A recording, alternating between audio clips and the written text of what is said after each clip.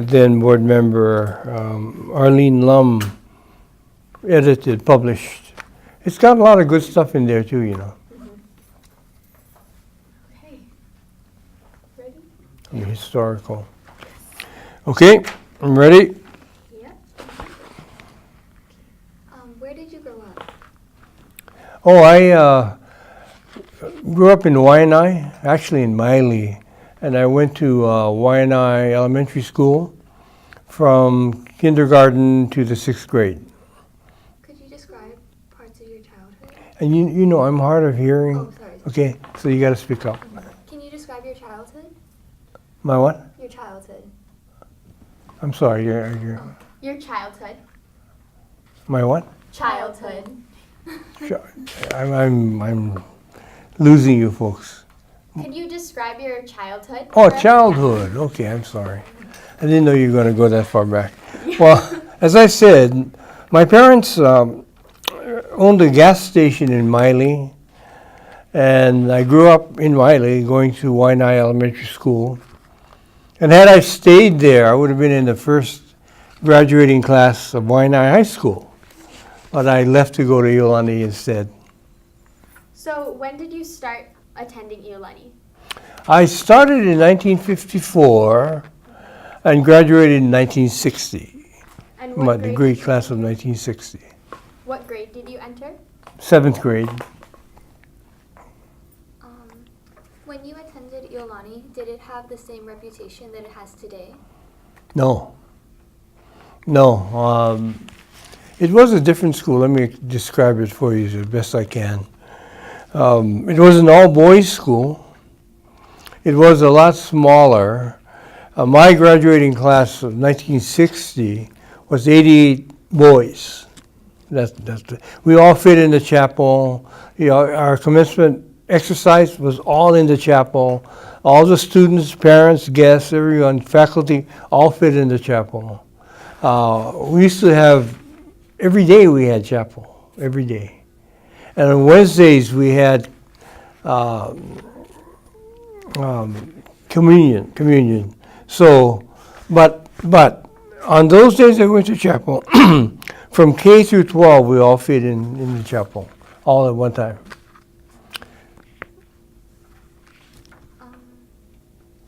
So how would you describe Iolani when you, or like? Well, I guess I'd be continuing on with what I just started. It was all boys, as you know. It was a much smaller school.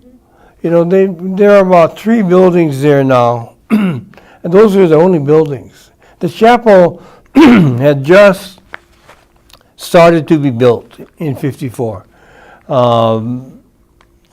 The school was up in Nuanu, you learned, up to about 1954. In the early 1950s, the church, who owned the school at the time, purchased this land from Dillingham, and we built the lower school and the upper school. At first, the lower school, the students started there in the early 50s. 54, when I started, was when the upper school guys from Nuanu came down. So by 55, we were all down here at Alawai, and I don't know what we did with the land. Eventually, we sold it to the people who own Craigside now. Could you describe the academic programs and the athletic programs? Sure. It really was quite different. And I say that not to criticize Iolani, but all the schools were different than they are now. I mean, we had the PSAT, we had the SATs. We took the PSAT early. We had standardized tests. We had no AP courses, 0. Everybody took the same kind of courses, not the same ones, the same kinds. And we had mainly the basic courses, the English, the sciences, biology, physics, the mathematics. I think we went up to maybe after geometry we had see, Algebra 2, and Trig. Trig was the highest course we had at the time, math course. Do you remember any teachers that had a strong impact on your school experience? Yes, there are several. Mostly my English teachers, Mrs. McCarthy, Lois McCarthy, who has since passed on, I believe. I love Mrs. McCarthy, very colorful character, who was a very, I thought, a good teacher. History, Father Ward. I took courses from Father Ward, who at that time had a family here on campus. His daughter Caroline went to Prairie. We had Iolani and Prairie, and the girls went to St. Andrews Prairie. The boys came to Iolani. Of course, not really a teacher, but an important person was Eddie Hamada. He was a very important person to most of us here. You know, he was a small guy we looked up to, very small and tough character. There's stories about him that he's legendary, you know. People on the mainland, you reach somewhere in Kansas, in a bar, and somebody would say, "You know Eddie Hamada?" I go, "Whoa, who? Eddie Hamada? Of course I know him. How do you know him?" And he went to Emporia State College, 150 pounds. He was a sinner. They used to have to carry him off the field every day of practice. I mean, he'd go on, you know, until he couldn't go anymore. And he was legendary. People there always remember Eddie Hamada. That's why, during the time he was here, especially when he was AD, any large school, you name them, Kansas, Georgetown, Virginia, when they would come to Hawaii to play basketball or whatever, football, they always called Eddie, and they always used our facilities. So you got to see all these coaches. Some were good, some were not so good. I remember a Georgetown coach. He was something else. What was his name? I forget. But he closed his practices, and for good reason, because Ken Young said, "Oh, he let me in, you know, to watch practice." And he would swear up and down at the kids. And he would say, "That's the only way they're going to listen to me." You know, he'd curse them out. But he had good teams, if you know, John Thompson. Anyway.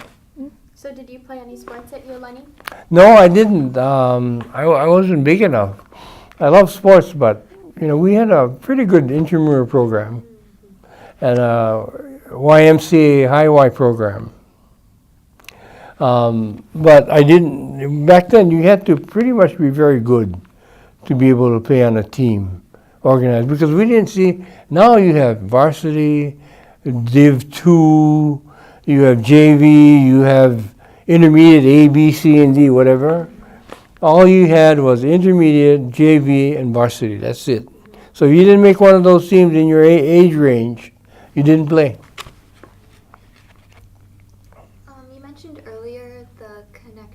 St. Andrews School, so what were the interactions between Iolani and Hawaii School for Girls and Sacred Heart?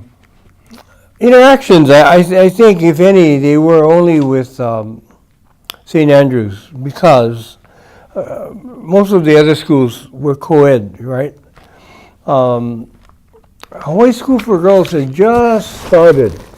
Joe Pinchin, he was a teacher at Iolani, started Hawaii School for Girls. So while I was here, they had just about started it, so it really wasn't enough of a school to congregate with. And so Prairie was a choice. And even then, I have to say that our interactions were very minimal. You know, maybe in the 7th and 8th grade, 9th grade, we'd have 2 functions a year where we would go down and have a social with the ladies at St. Andrews. And I don't know if you know St. Andrews, but they got a big hall next to the cathedral called Davies Hall. And we would go in there and they close all the curtains because it went from 1 to 5, you see. So none of the boys would dance if it was lighted. So close all the curtains. And it wasn't dark, but it wasn't lighted, shall I say. And then we'd all hunker around and talk amongst each other and not ask the girls to dance. Yeah, that's one thing that coeducation did for us, I believe. It made the boys more socially conscious. Because when we went away to college, I won't say everyone, but a good number of us were very socially maladjusted, shall we say. You know, to talk to a girl, well, no, we don't talk to girls. Not because we didn't want to, but we felt we didn't know how to, you know. In my 7th and 8th grade, they brought Dan Wallace and his wife to teach us how to dance for these things. And just basic stuff like waltz, foxtrot. And now we're all boys, right? So Dan and his wife would show us the steps. And then we'd have to have a partner and take turns being the girl. And that's how we learned how to dance, with boys. So, when you were a student, do you think you would have supported coeducation? Oh, well, I don't know. As a student, it never crossed my mind.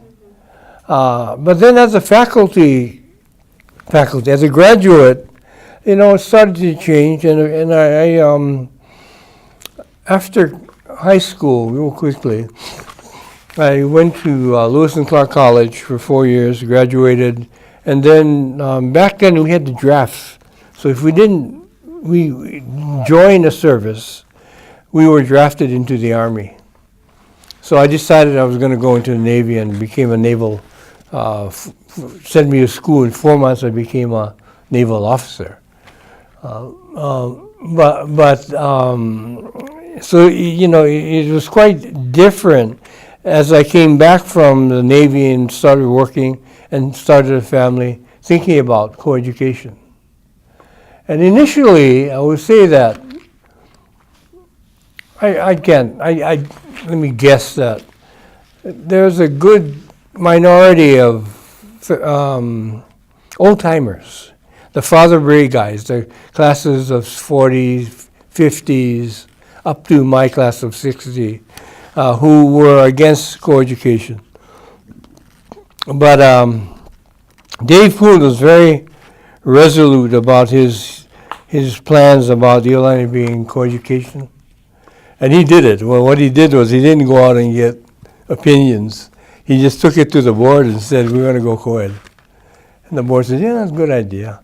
So we did, and then we got all kinds of complaints. And I don't know if you remember, but back in the 80s, St. Louis, seeing the success we had, their board voted to go coeducation.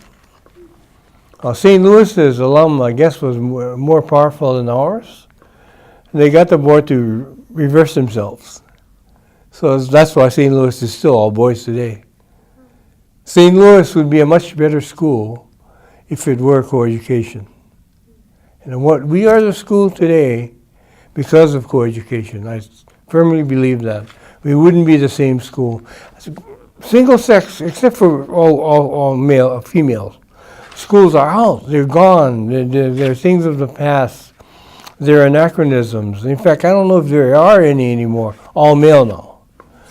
They have all female colleges and high schools, which I believe there's still a need for, at least for the time being.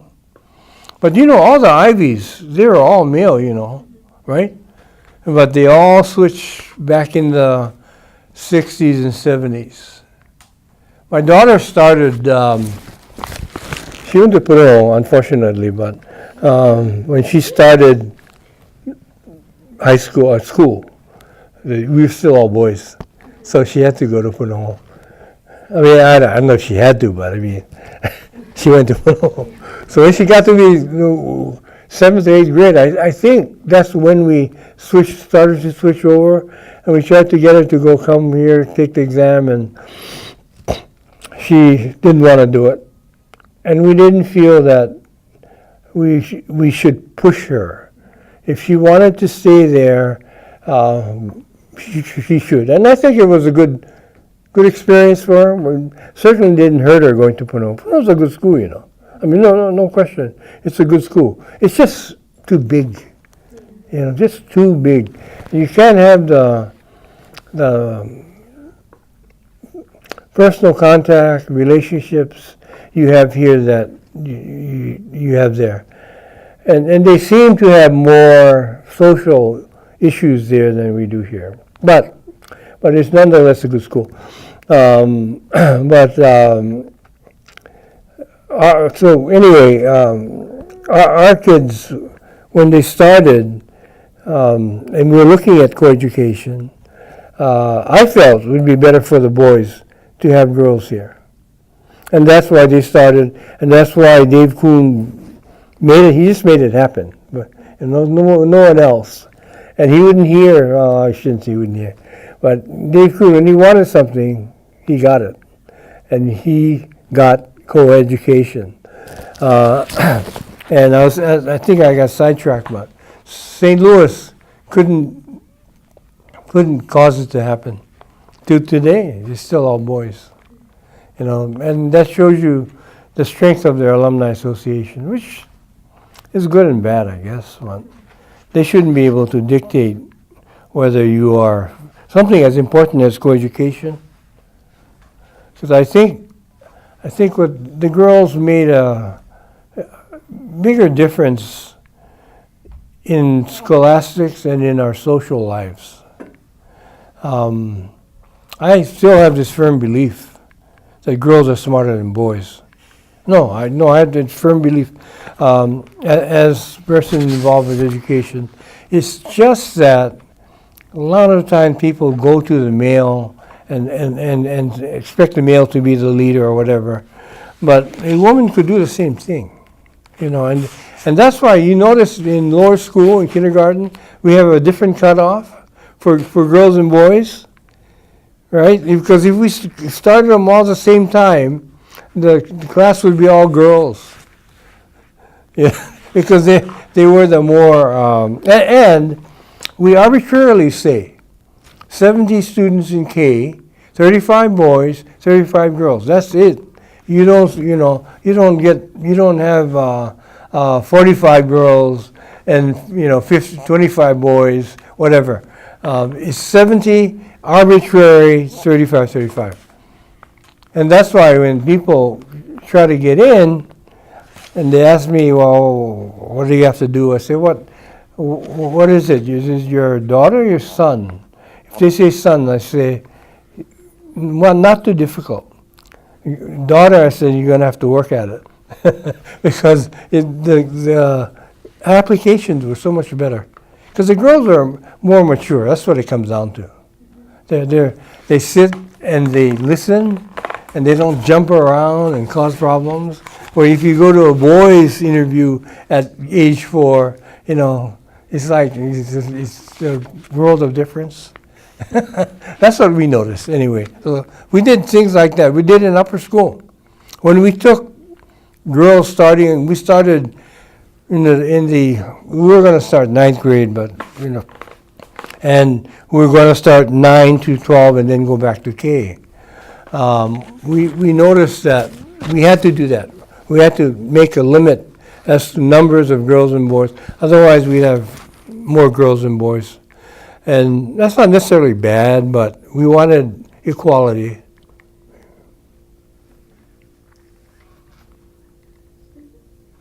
So what are your current relations with Iolani School? Good. Well, on a professional basis, I was on the Board of Governors for about 36 years. From 1981, in the late 70s, I was president of the Alumni Association. So that person, it was a 2-year term, automatically sat as a member of the voting member of the Board of Governors. And that was the late 70s. And then in 1981, Dave Kuhn asked me to come on the regular board. And I served on the board until I stepped down in 2005. Of those 34, 36 years, I served as chair of the board for 17 years. In fact, I will tell you, nothing to be necessarily proud of, but I think it's a good thing. I enacted term limits for board members and officers because, towards the end of my term, I looked around and our board members, our average tenure on the board was like 25 years. 25 years was the average now, tenure. And we used to go to these conferences on the mainland private schools, and we'd ask them, what's the average tenure in your board? They'll go, 5 years. Very few over. And in fact, parents would go on the board because of term limits, because they knew they had to get off after so many years. Nobody wanted to get off. Everything was, we had some hard times. I mean, if you want, I'll talk about them later. But we had some good things happen to us that made it a lot more friendly a place in all ways, and therefore made it was fun to be in the board. Things were going well. The kids were doing well. The parents are happy. Faculty's happy. We're achieving. Everybody's happy. So why get off? So they would just come to meetings, and we can have as many as 25, as few as 18. We usually carried about low 20s. But the board was run, by several people, 4 or 5 maybe, and you didn't need the rest of them. Not that you didn't need them, but they didn't have things to do, and I'd try to give them things to do, and so we had, and our average age was, not that we discriminate by age, but still was in their 60s, So I said, folks, we got to have term limits. And so I brought a mainland consultant down. We had a big seminar at the Royal Hawaiian and went through a whole day of it. And this was about 20 years ago. And by darn it, the board voted me down. They said no.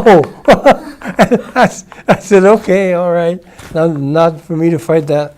But 10 years later, for some reason, I did it again. And it worked. They realized it was time to get off. So now you see, we're adding maybe 1 or 2 members to the board every year. And the only reason we name new people is because somebody resigned for some reason, passed away, or whatever it might be. So there's no new blood.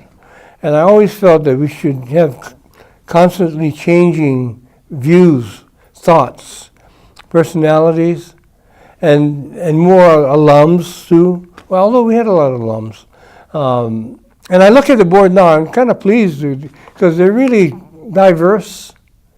And not all Iolani grads, not all of the same, socioeconomic background, but a real nice board. And they change. They have to, every so many years. When I became chair, Malcolm McNaughton had been the chair for 20 years. He became chair in 1970, and that was the year we bought maybe, we bought it. We bought the land from the church, the school did. And so now the land was the school's.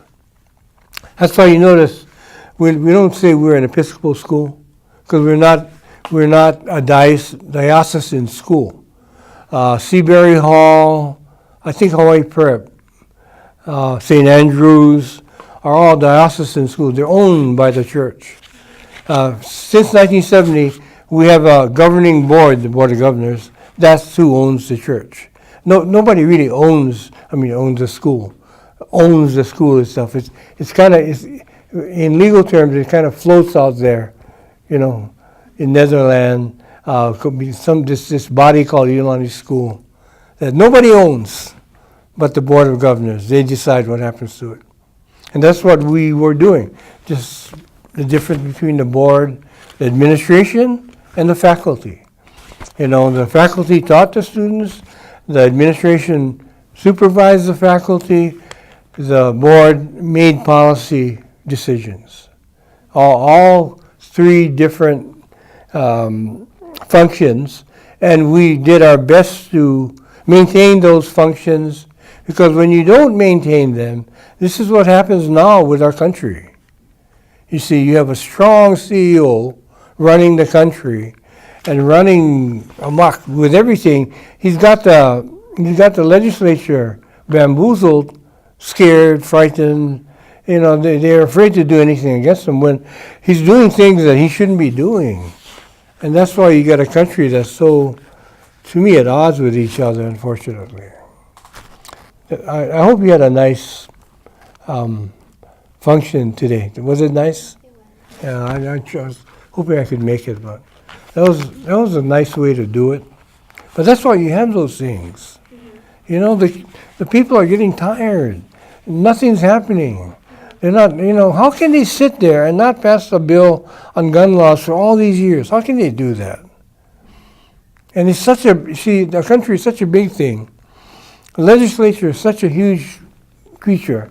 You can go to your person. Of course, our people, they're always, our senators and our representatives, they're in the right position. So in no sense we go to them, they're going to vote the way we expect them to vote, which is the right way, against, in favor of gun laws in a number of ways. But, can we go to Kentucky? I know Mitch McConnell, when I was in law school, his good friend was a guy from Hawaii who was a good friend of mine. So I knew Mitch when he was just nobody for the senator from Kentucky. And I think I had to call Mitch. He probably doesn't remember me, but say, Mitch, what are you guys doing? Why can't you pass a bill? One bill. Change the age. Outlaw attack weapons. You just do something. And unfortunately, it's pretty amazing. It's really bad, I shouldn't get into politics, but bad how the NRA really has so much influence in this country. You know what it all comes down to, unfortunately? Money. They have money. I'm sorry, I got sidetracked.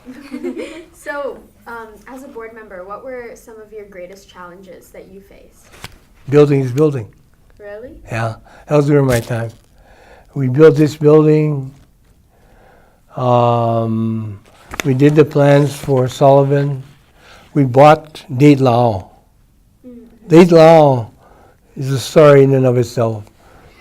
Because I think before you folks were born, Date Lao was owned by the Lam Yip Key family. And there was something they did that ticked off the owners of the condos there. So they went and passed the initiative of a referendum, passed a bill that allowed them, they changed the zoning from which is across the street, they can go up high, to A3 or A4, where you could only go up 3 stories, I think it was. Changed the value of it tremendously. But they're stuck with it. So when they wanted to sell it, they had all these owners, but they didn't have enough of them who could afford to buy the fee. So we talked to them and said, all right, we'll buy the whole thing. You just sell us the whole thing. We'll take over the issues with the homeowners, but sell us the whole thing one shot. And for them it made sense. I forget how much we paid, $23 million. But that was in a way a coup that we carried off very. We weren't trying to hide it, okay, but still we didn't go around bragging how we're going to buy that land. We just bought it. And then after we went public with it, we told the owners, look, we don't have any plans for it, okay, so I don't know if you hear, you might have been here when they're holding up signs saying, don't kick us out and all. We never said we were going to kick them out. And what we told them was, look, we have no plans for this land right now. And by the time we do, it'll be so far from now, you probably won't be here or won't care. All right, but we're not kicking anyone out. If you want to stay, we'll let you stay. We're going to charge you rent. It's going to be different because you were paying lease rental before. But we're going to charge you rent, and we'll charge you market. In fact, we ended up charging less than market. So they made out. But we're not kicking anyone out. So, they come to these meetings all worked up and, ready to go. And we tell them that, and they sit there, ask questions. And then they say, okay, thank you. And they left. And you notice we've had no problems? Because we've treated them well. In fact, we went further than that and quietly told them, if you need financial help, we will help you. If you can't afford to move, we'll let you stay for free. Because we knew there were a couple of elderly ladies in wheelchairs. There was this one lady who used to come to all our baseball games. And we knew they were there. So for them, we told them, no, I didn't publicize it, but don't worry. When the time comes, you come see us. We'll see that you don't get kicked. No one will get kicked out of their home. And that's why we did that project, to me, so peacefully. And with good, I think, returns. And that's why, if you notice, I think, tenants there, they're not unfriendly to us. A lot of times neighbors are unfriendly because of noise, or they find reasons to complain. Hardly any. Roy Iolani, same thing. When we went and negotiated the fee back in the late 70s, because we owned the land when we built it. So they're all leasehold condos. So come 1980s, city county, state and the city county passed bills that allowed homeowners to buy their home, their fee. And Kamehameha went out and fought them tooth and nail, and spent millions of dollars fighting them. And it made sense for them because they had really, their assets were land, right? Ours wasn't. Our assets weren't land. The big gift we got that started us on our way, that we call the castle gift, was land, but pretty soon after we got it, we decided that we don't want to be landowners. We don't want to have to fight the battles that Kamehameha is fighting. So we sold the land as soon as we could, put it all into the stock market. Market went boom, and people think we were brilliant, but no, we're just lucky. And we have an endowment now worthy of most colleges on the mainland. There might be 10, 20% colleges and universities who have larger endowments than we do today. The rest are all smaller. So going back to coeducation, how did that become a topic of discussion? Well, you see, they were already talking about it when I got on the board in the late 70s as a alum president. But it was Dave Kuhn talking about it in board meetings. There wasn't much discussion because I think the board as a whole saw the need to go coeducation. And if anybody did try to oppose it, Dave Kuhn squashed them. No, Dave Kuhn was he's like my mentor, He got me on the board. We were very close. To this day, we correspond. You know what I do? I get the weekly newsletter from the headmaster. I love that thing. Yeah, I really love it. We didn't have stuff like that, And I only get it because when I got off the board, I told them one thing I wanted you guys to continue with me is to keep sending me that thing, that weekly newsletter. So every week I get it, I forward it on to Dave. And he usually sends me a note back, and like he said, "Oh, that's a wonderful way to deal with the demonstrations this week." Like, I don't know whose idea it was. I suspect it was Tim's. Tim's a very forward-looking person. He anticipates problems before they begin. A lot of leaders are good with problems when they occur. He anticipates them before they begin and heads them off so that you don't have it. I think that's what he did. He and whoever else was responsible for setting it up. And what a beautiful way to do it. You don't lose really much teaching time, and you gain from doing something like that. That's the kind of thing that you can't teach in a class, right? I wish we had more stuff like that.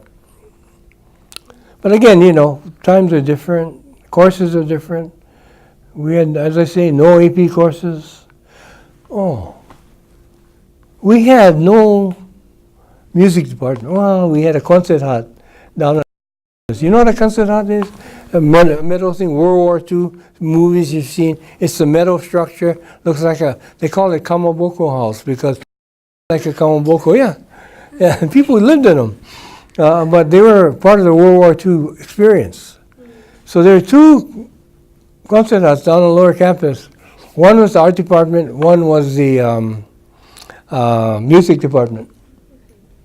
And I can't remember what we did in music. We used to go down there. Art, we used to paint things. But that was a music department now. So you would go to football games, and we had a band playing. They had uniforms, and they'd bus them in. The bus would bring them in, and they'd play for the games. After the game, they'd get in the bus, and they would leave. And, I always wondered. I didn't learn until years later what that was. And that was our band. And it was in actuality, Central Middle School, Central Intermediate School across the cathedral. That was Central's band. Then we bought uniforms for them and got them to and from games, and they played as the Iolani's band. That was our band. So when I go to musical functions here, I marvel at what we have, of what our kids can do, what you folks can achieve with a symphonic orchestra. Are you kidding me? It's awesome. That orchestra is so good. Monday night, my wife and I went to Punahou because they're having a joint function of the 5th grade choir of Iolani and the 6th grade choir of Punahou. I think it has to do with size. And they joined and sang, and really wonderful. But we had nothing like that. The reason I went, I have 4 grandchildren. We have Emma. I'm not sure you met her. Emma Waters is a 7th grader. Kai Waters is a 5th grader, and then my son, who's a judge, has 2 kindergartners, 2 girls, kindergartners, all here at Iolani.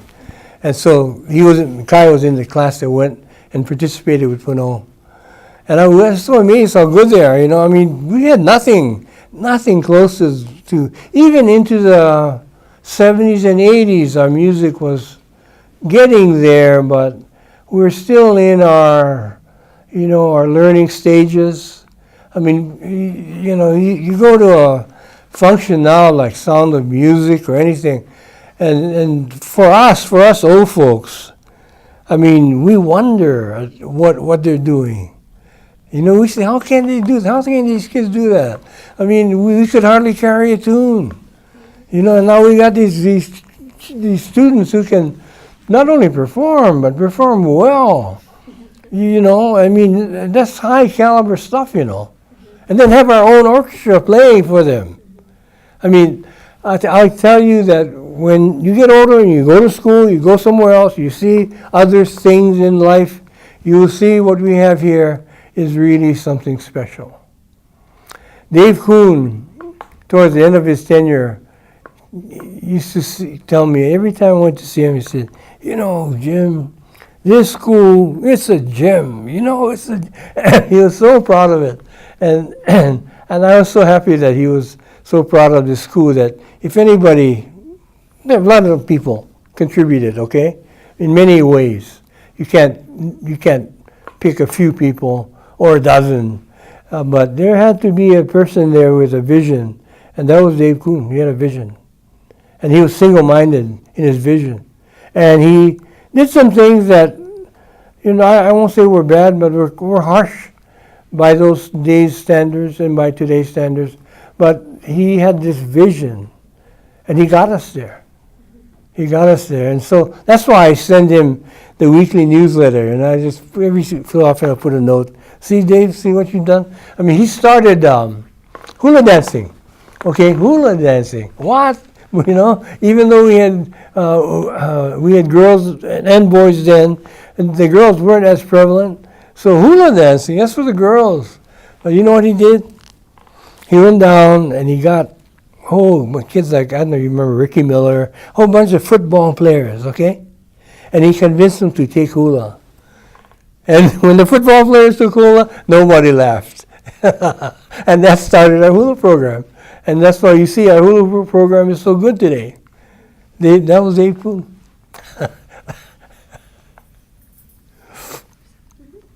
What did the other board members think about coeducation?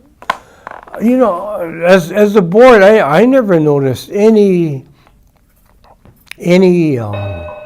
real objections to coeducation, and that's because our board members back then were fairly advanced in age, so they all had grandchildren. Their children already had come and gone, but they had grandchildren. So, and they had granddaughters. So they wanted their granddaughters to come here. So, I will say on the board there was hardly any. Objection would be too harsh a word. There were never any real objections to going co-ed. And then most members saw the value of it. How, as I say, we wouldn't be here today, the school we are, without coeducation. People ask me, what's the single one thing that you folks did while you were there that made the largest difference in the school today? And I will say, without a doubt, coeducation. Without a doubt. So when you became co-ed, what planning took place for the incoming girls? Girls' bathrooms. That was the biggest thing. We had them, but, they're like 6 or 7 to 1. So we had to convert some boys and put in girls' bathrooms. And then the very first big building drive we had was to put in the pool, to build a pool and the long building alongside, which is for dance, and girls' lockers are in there. And then you come around to the second gym, the smaller gym. That whole building, those buildings were all dedicated to coeducation, because we didn't have women's locker rooms. We didn't have dance classes. So that's why we built those just for the male-female thing.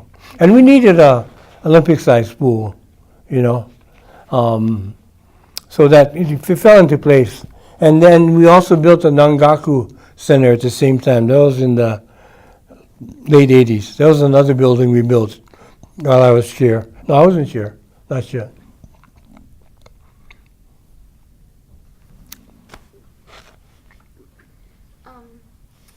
When Iolani did become co-ed, did they have to hire more faculty and staff?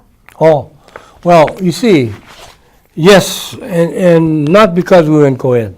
Well, not because of co-education, but because we made a determination that we can't stay the same number and go co-ed. So our numbers in each class went up. and therefore we needed more teachers. But even before that, this is Dave Kuhn now. When I came to school here, our classes routinely 30, 35 students, routinely across the board. When Dave Kuhn became headmaster in 1970, at the same time, we got our first large gift, which was the castle gift, which was land on the Windermere side, which when it was given to us,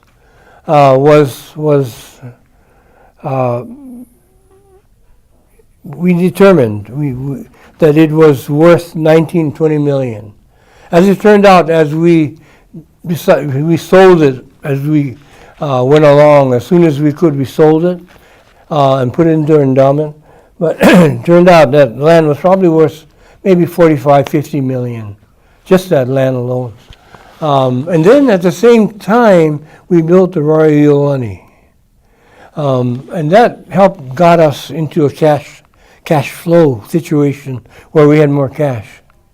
So we could put up more buildings without necessarily increasing tuition.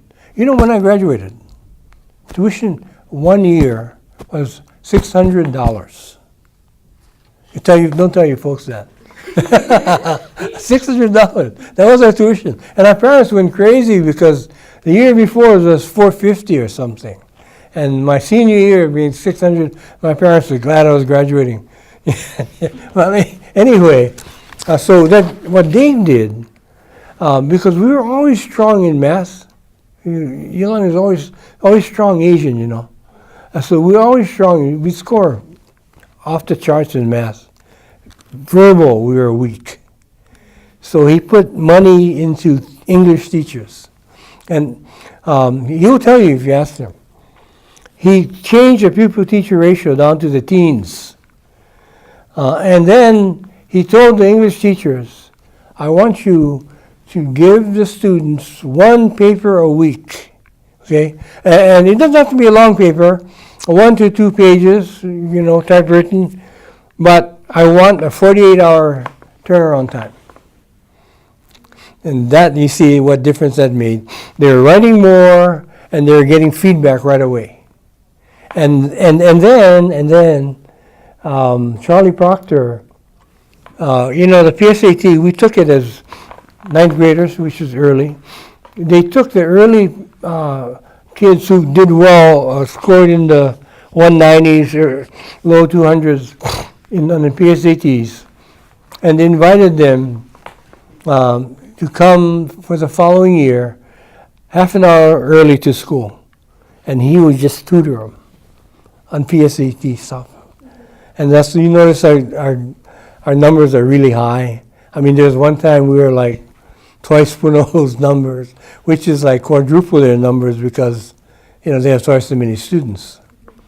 And not that National Merit Scholars are everything. They're not. But they're just another feather in your cap when you're applying for college. You know, it doesn't hurt to have that. And that's how we got, and then that's how we got our verbal up, by making kids write. And that's what it is, you know. It's, years ago, when I was on the board, we used to go to these conferences on the mainland, National Association of Independent Schools, which is the governing body for all independent schools in the country. And we go to these conferences, 4,000 or 5,000 participants, and we talk. And when we talk to people there from DC, other parts of the mainland, the one response we seemed to get back about Iolani was, they told us that Iolani prepares them best for college. Interesting. Huh? Mm-hmm. Back then, we had that reputation. We prepared them best for college. So it's kind of made us proud of what our school was achieving. Mm-hmm. So going back to when we first went co-ed, how did the alumni, student body, and faculty respond to co-education? Well, I thought well. I mean, you know, I was only on the board, so I couldn't necessarily see, but we never heard of any problems. I think the boys were elated, frankly, you know. Well, when you're in an all-boys atmosphere, it's different, you know. I mean, it's different. A lot of us were lacking social graces when we went to college, you know. I mean, socializing with women was something that was not familiar to us. I'll tell you a story. I tell this every so often. When I went to school, I went to Lewis and Clark College in Portland, Oregon. As three of my classmates, Carl Watanabe, who's a dentist, or Bobby Asado, who's a PhD professor, and I went to Lewis and Clark College. And they went off and took the sciences, and I took mostly arts. And I remember then coming back from the lab one day, and two of them, you know, they came into my dorm room and said, "Jimmy, what? Hey, we saw a girl cheat, you know." And I went, no. They went, "Yeah, we saw, she was looking at the other students' paper and copying them." I said, no, girls don't cheat. I mean, that's how retarded we were, you know. We had girls as a certain thing, and they didn't do the things we did. We used to cheat, not regularly, but, you know, a lot more often than you folks do now. But I remember that. And when I was, to this day, I remember saying, "No, that can't be. Girls don't cheat."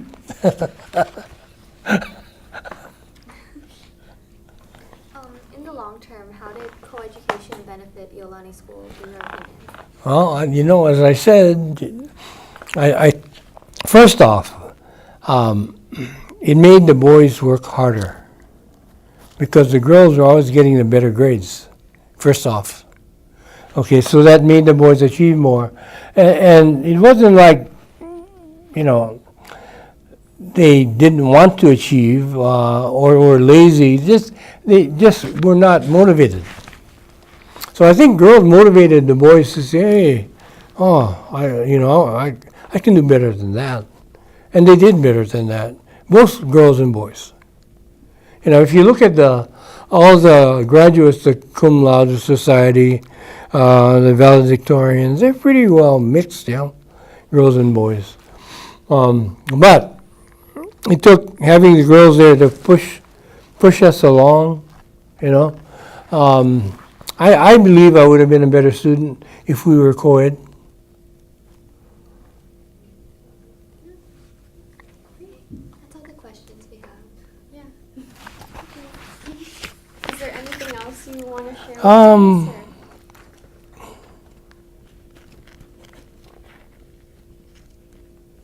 Oh, we had a dorm here when I was in Iolani. You know that? You're going to have a dorm now, but up to 1959, we had a dorm that would be sitting. You know that two-story building that was on the corner there that they broke down to build this structure? It's where the parking lot is now. There was a two-story building. It was faculty housing. That was our dormitory. So we lived in the dormitory. And I think we did away with it because it was too expensive. But we're building a new one, 50 years later? And you know, I think it's a good idea, by the way, to have it. Can I ask a question, Mr. Kawashima? Were you a dorm student? I was a dorm student because I lived in Waianae. Yes. And back then, Waianae was like the boonies. I mean, to call from Honolulu to Waianae is a long distance call. It was toll call. You know, there are hardly any buses. It's hard to get to Honolulu. Fortunately, when I started, my brother was already here. He's 3 years older than me, and he drove, so it was easy. But after he graduated, that's why I went into the dorm. I didn't want to drive. We'd have to get up at 4:30 in the morning to drive to school every day. And I didn't want to do that. And so I lived in the dorm back then was mostly Neighbor Island kids. and kids from the country like me, and the athletes. They would allow the athletes who live anywhere out of downtown during their season to live there. So we had fun, all the jocks and us. What is your favorite memory of being a dormer or a resident?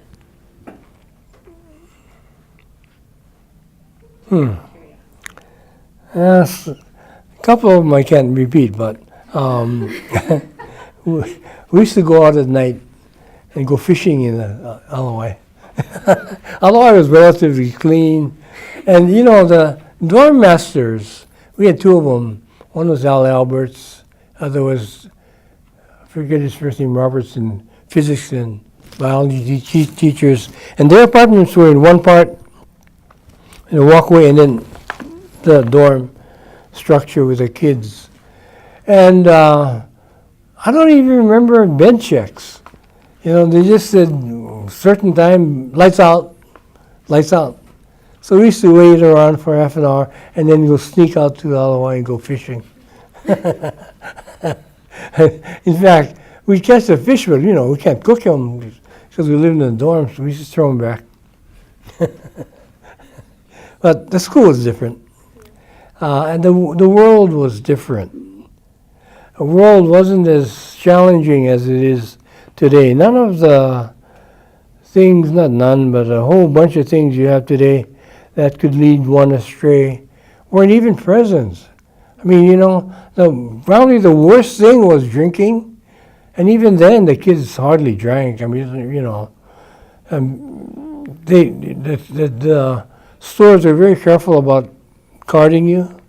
So it's really hard to be able to get the alcohol, much as drink it. And you know, here I hear about things that some of the parents are doing for kids nowadays, and I say, wow, none of that would have happened at Iolani anyway, back in the 60s, 70s.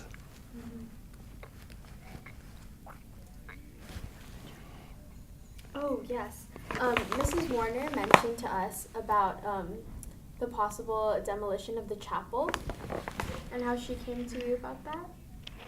No. I'm an Episcopalian, and I look at this chapel as the center of the school, with the lower school on one side and upper school on the other side. I know what she's talking about, and I know why she's talking about it now.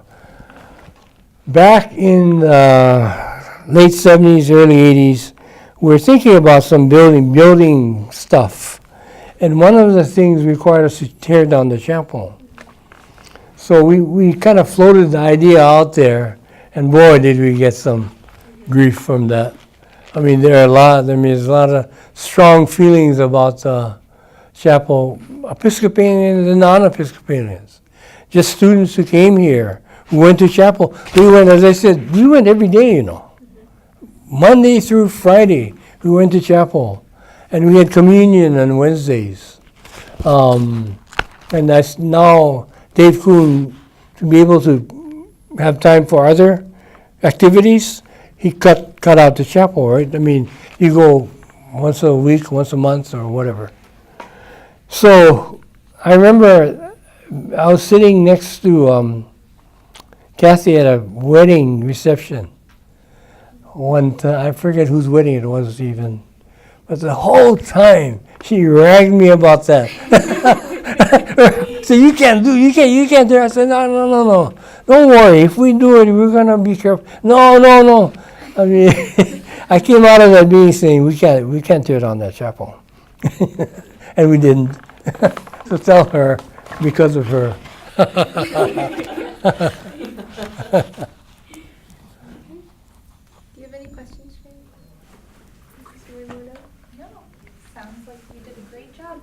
think that's it. Oh, hey, that was easy.